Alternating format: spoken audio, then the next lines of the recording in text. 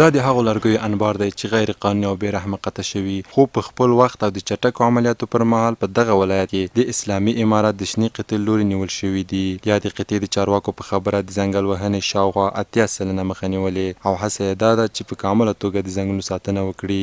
په تیرو 2.5 کلو کې تقریبا د ځنګل پرې کولو په برخه کې 80% کموالی راغلی دی. د شنې قطې لخوا تقریبا په تیرو 2 کلو کې 2.5 زره خرواره لرګي نیول شوي وو. موږ ټول ولایت ته اجرات کوو. په ټول ولایت کې مو د ځنګل پرې کولو تقریبا 80% مخنیوی کړی.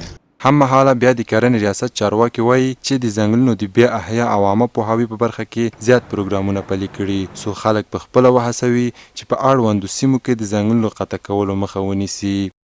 الحمدلله د ځنګلاتو د ساتنې او د حفاظت لپاره موږ ډېرې لارې په کار اچولې دي. موږ نوي ځنګلات لګولي دي.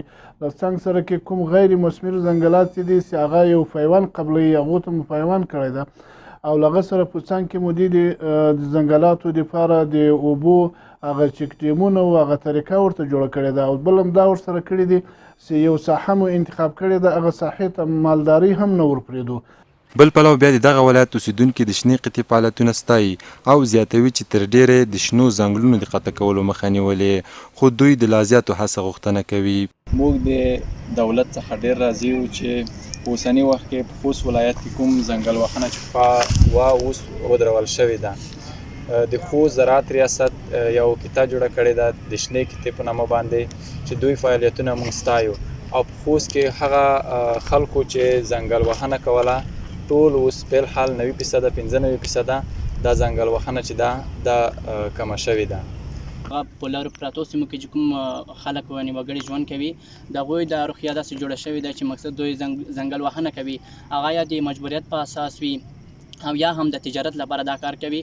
نو له دوی څخه زموږ خواست یا غوښتنه دا ده چې دوی داسې کار نه کوي. دا هم چاپریال باندې ناوړه اغېزه لري او هم د انسانانو په ژوند باندې ناوړه اغېزه لري.